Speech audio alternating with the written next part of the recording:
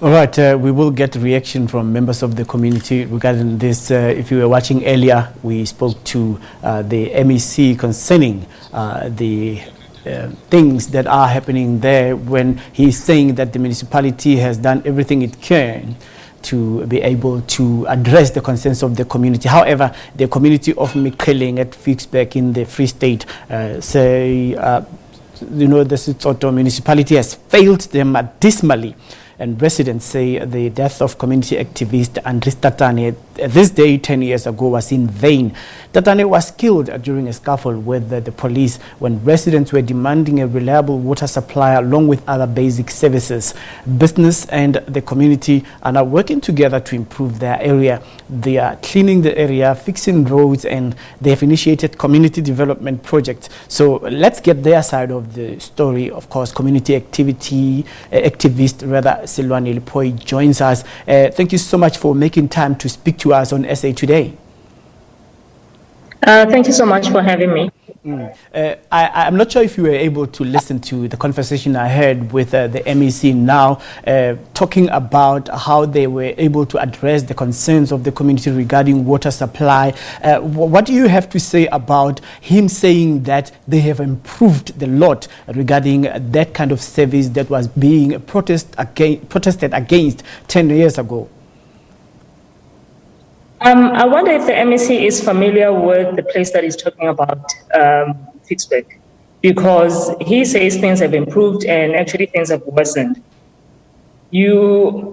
As I'm sitting talking to you right now, it's the second day that in town, in the middle of town, we do not have water. It is quite normal for Ficksburg to not have water, or if we do have water, it is not clean. It comes out brown, it comes out with worms. It's very, very rare where we have clean water. In addition to that, sewer overflows everywhere, whether in town, in the township, next to schools, next to our homes, it's everywhere. So I'm not sure which places the MEC is talking about. He said he conducted an in-bizo to address the concerns of the community when he came into office. Do you know of such engagement with the community?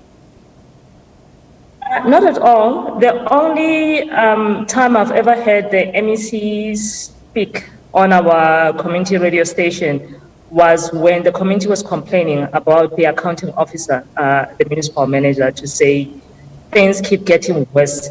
We get hundreds of millions of rand from Treasury to fix our infrastructure. But every year that money just disappeared. Nobody knows where it goes to because it doesn't cover projects. Even the National Council of Provinces came to Ficksburg to audit projects, and what they found here was nothing. They were asking for which road has been fixed, nothing. No one could point to anything. So I'm not sure what the MEC is talking about. So let me get this clearly now before you continue. My apologies to interrupt you. I want us to take it blow by blow. The MEC says that they managed to fix the roads, resurface them, and the problem has been addressed. Is the MEC lying? Yes, the MEC is lying. The MEC is lying. There isn't a single street in Ficksburg that doesn't have potholes. So when he says streets have been resurfaced, that is not true. When was it? In February, when the schools were reopening after December. Some schools had to buy their own pothole mix and ask us as community activists who are trying to clean up the town to fix potholes in front of those schools. I can quote Ficksburg Primary, it's one of them. So it is not true. There isn't a single street in Ficksburg that has been fixed. They have a current project that is 1.5 kilometers of resurfacing of the streets, which is supposed to have been completed in November of last year. It hasn't been completed as we speak.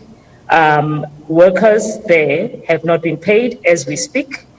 There's been no movement for probably 2 or 3 months right now on that project because there's dispute between the municipality and the contractor on payment.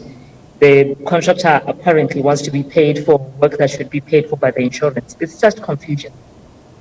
In some instances, Well, what are the councillors doing there? Do they communicate with the community regarding what is not happening and what should happen?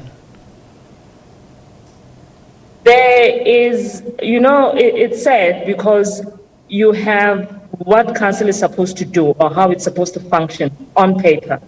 That is not the case in our community. I can challenge you to ask any councillor, like when last did they have a meeting, a ward meeting?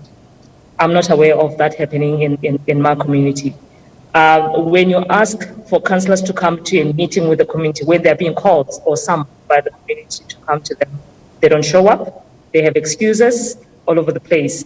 The only time we've had a chance to speak to the mayor was last week or previous week on a Wednesday, just before Easter, when we were asking about this dust where, the 1.5 kilometer road resurfacing, asking to be told what the problem was with finishing off the job.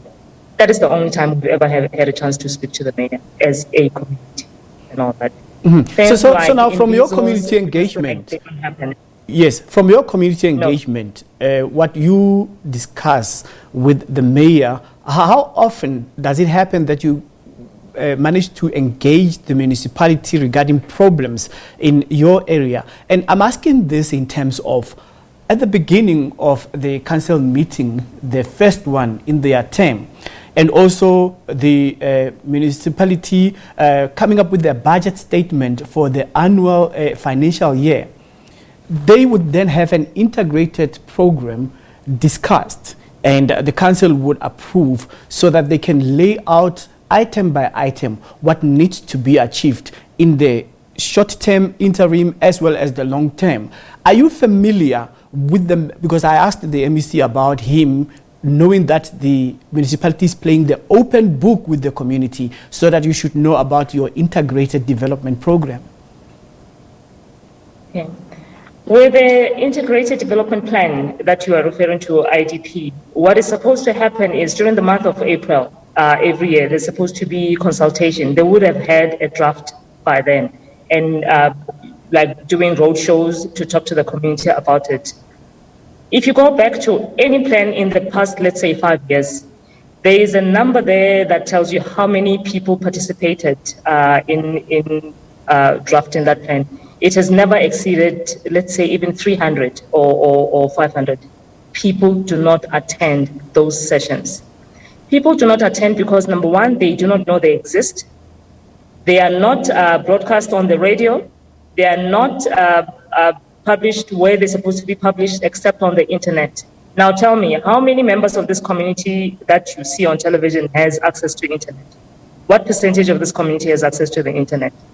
That should tell you what the intention or rather, what they are focused on. It is not important to them to consult with the community because it is not a requirement from the MEC to make sure that the community is part of that plan, meaning the community owns that plan.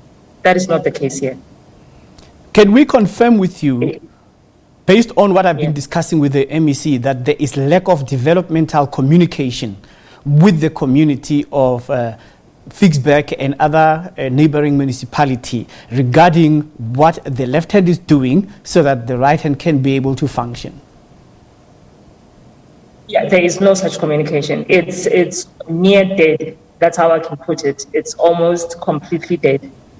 We don't have contact as we are required to in terms of access to information within the Municipal Systems Act. We don't have access to that information. There is no consultation with the community. Plans are done however way is seen by the municipality. If plans came from the community, within wards, we would have made our contributions from within our wards. That is not the case.